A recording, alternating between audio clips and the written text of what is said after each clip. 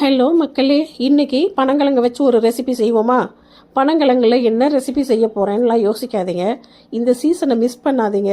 ரொம்ப நல்ல டேஸ்டான ரெசிபி இது. ரொம்ப சத்தான ரெசிபி.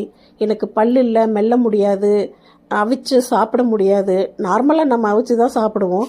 அந்த மாதிரி சாப்பிட முடியாது, குழந்தைக்கு கொடுக்க முடியாது, தொண்டையில் சிக்கும், அந்த மாதிரியெல்லாம் கவலையே படாதீங்க.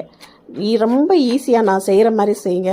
3 பனங்கிழங்கு எடுத்து நல்லா குக்கரில் வேக வச்சுக்கோங்க. வெந்ததுக்கப்புறம் இதை மாதிரி குட்டி குட்டியாக நாரெல்லாம் எடுத்துகிட்டு கட் பண்ணி வச்சுக்கணும்.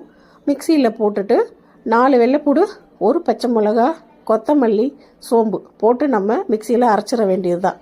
இந்த மிக்சி அரைக்குமா அரைப்படுமா அந்த மாதிரிலாம் யோசிக்காதீங்க.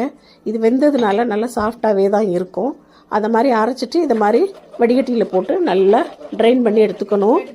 இதில் நிறைய நாரெல்லாம் வரும், அதனால தான் நம்ம வடிகட்டியில் ட்ரைன் பண்ணுறோங்க. பாருங்கள் எப்படி இருக்குதுன்னு பாருங்கள். இதெல்லாம் வேஸ்ட்டு தான். அதை போட்டுட்டு இந்த மாதிரி கூழ் மாதிரி கிடச்சிருக்கு பார்த்திங்களா, இதில் தான் நம்ம கோதுமை மாவு போட்டு பிசைஞ்சிக்கணும். பிசைஞ்சிட்டு நம்ம நார்மலாக வெறும் சப்பாத்திக்கு இதெல்லாம் செய்ய மாட்டோம். அதனால் இதுக்கு கொத்தமல்லி எல்லாம் போட்டிருக்கிறதுனால டைஜஸ்டுக்காக பெருங்காயம் போட்டுக்கணும். பெருங்காயம், ஆயில், உப்பு போட்டு எப்படி நம்ம வீட்டில் சப்பாத்தி பண்ணுவோம் அதே தான் பண்ண போகிறோம். அரைக்கிறது மட்டும்தான் கொஞ்சம் நேரம் ஆகும் வேக வச்சு. அதனால் இதை நார்மலாக இங்கே பாருங்கள், தேய்க்கும் போதே தெரியுது எவ்வளோ சாஃப்டாக இருக்குதுன்னு.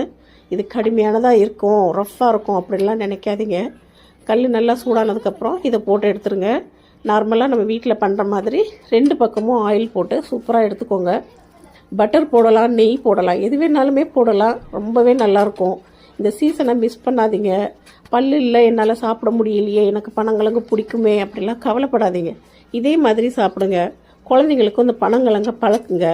குழந்தைங்களுக்கு இந்த காலத்தில் யாருமே பனங்கிழங்கு என்னன்னு தெரியாது. நிறைய பேருக்கு அப்படி தான் இருக்குது. அதனால் இந்த மாதிரி சமைச்சு கொடுங்க. வீட்டில் என்ன இருக்கோ தொட்டுக்கிறதுக்கு அது யூஸ் பண்ணுங்கள். வெறும் கிழங்கு, வெறும் சப்பாத்தியை கூட அப்படியே சாப்பிடலாம். ரொம்ப சாஃப்டாக இருக்கும். சீசனை மிஸ் பண்ணாமல் கிழங்கு சாப்பிடுங்க.